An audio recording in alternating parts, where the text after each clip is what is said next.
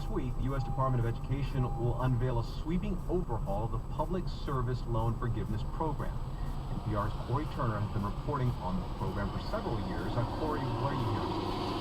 Yes, so I'm according to a source familiar with the Ed Department's plans, but not authorized to discuss them publicly. The changes to the program, commonly known as PSLF, are going to come in two phases.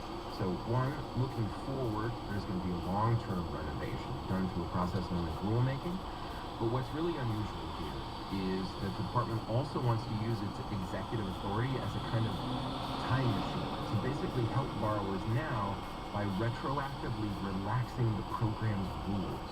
Okay, so let's unpack that for a bit. How have these rules been hanging up borrowers, and how does that department plan to help? Sure. So to qualify for PSLF, borrowers have to work in government or nonprofit jobs. They have to make 120 on-time loan payments, which is 10 years worth.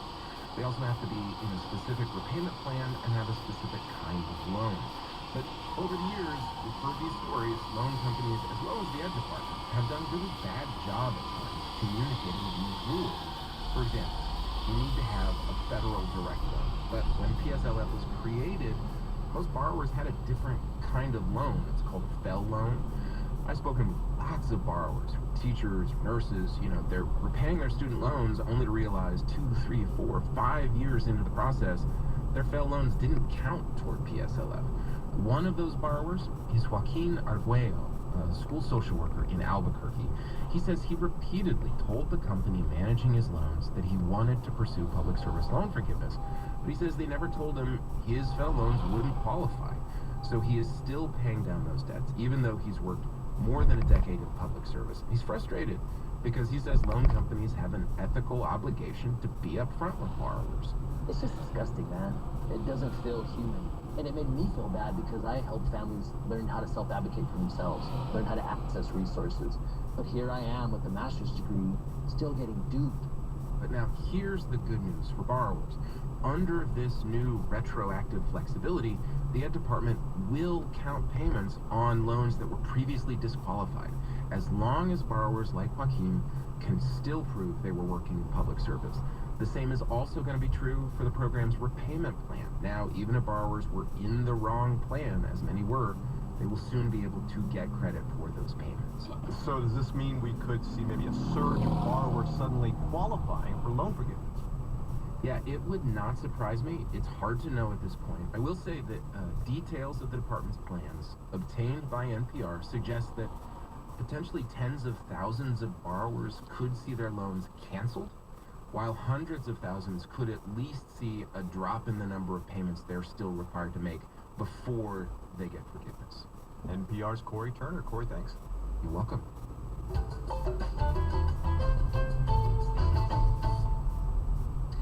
Two Supreme Court justices are open to rewriting a 50-year-old ruling that protects the press from lawsuits. How would that change journalism? Here's NPR's David Folkenflik. In recent years, it became something of a rallying cry for a certain candidate.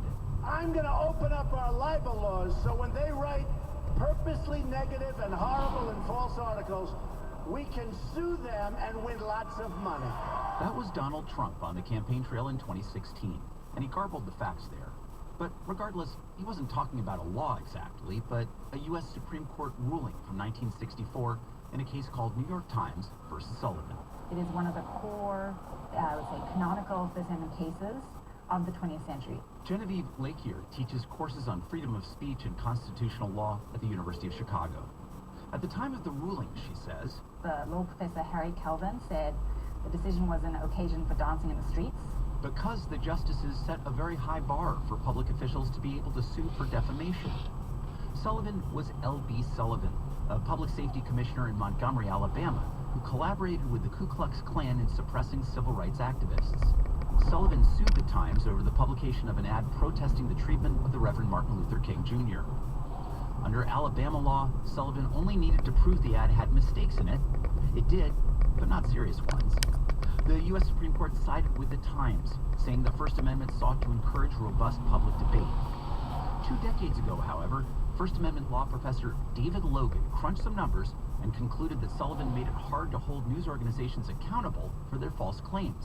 At that point, I said something in an article in the Virginia Law Review that said You know, the chances of a media defendant paying substantial damage for a libel case is like being hit by lightning. Times have changed since then, and not in Logan's judgment for the better. He suggests new limits to the Sullivan ruling. It will be a more fair system with more deterrence of sloppy, hot-headed publication driven by the 24-hour news cycle and the competitiveness to get there first. And if the news cycle slows down by an hour or two and people are incentivized to do a little more fact-checking, I think that's for the good. Justice Clarence Thomas made it clear a few years ago he'd happily scrap New York Times versus Sullivan altogether. Professor Logan's legal writings have now inspired Justice Neil Gorsuch to argue for revisiting the Sullivan ruling. Both Thomas and Gorsuch are conservatives, yet before she joined the court, Justice Elena Kagan, a liberal, had published her own doubts about the court's position. Professor Lakier says some changes could be valuable, but she warns that erasing Sullivan's protections for the press would be perilous. So in that world, we would worry that journalists, bloggers, anyone who is reporting news are going to be very unwilling to report on controversial news because they will know that as soon as they do so, they may be facing liability. And this isn't a mere theoretical concern. Eve Burton says she sees cases spiking up. She's the chief legal officer for the Hearst Corporation, which owns newspapers, magazines, and television stations.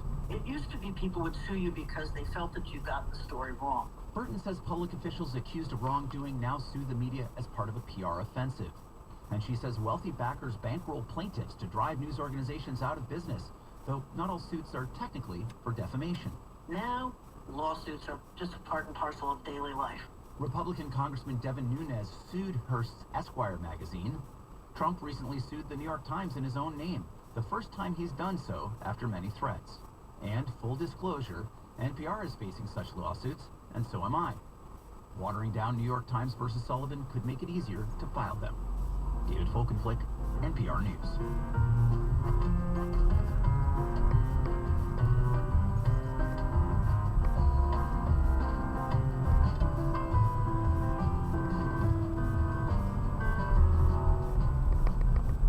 The October 1st shooting on the Las Vegas Strip happened 4 years ago today. 60 people died. For survivors, it remains an unshakable memory. I'm Joe Shannon. It was the worst mass shooting in modern U.S. history. How has a Henderson father who lost his son managed to go on? A former Metro undersheriff and a former reporter also join us 9 this morning on State of Nevada.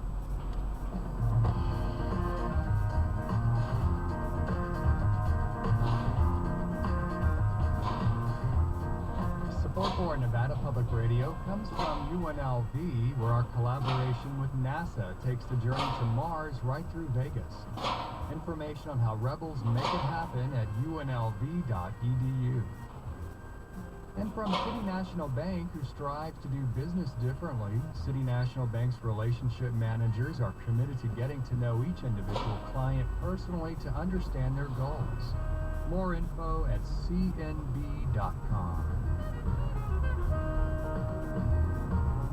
7:43, I'm Rick Andrews. Good morning. Getting up to about 85 in Las Vegas today. 88 on Saturday. Right now it's 66. 49 degrees in Panaca, 30 in Elko, and 43 in Tonopah.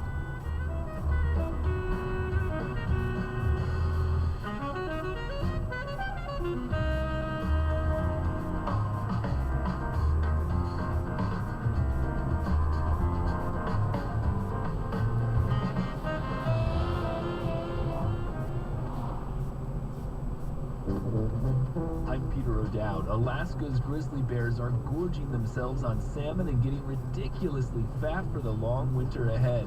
One fella named Chunk, he's real big. He just had a big butt, and that's how he got his nickname. And he's grown into his nickname. He's a very pudgy bear. Will Chunk be crowned the fattest bear of the year? That's next time on Here and Now. This morning from 10 to noon on KNPR and knpr.org.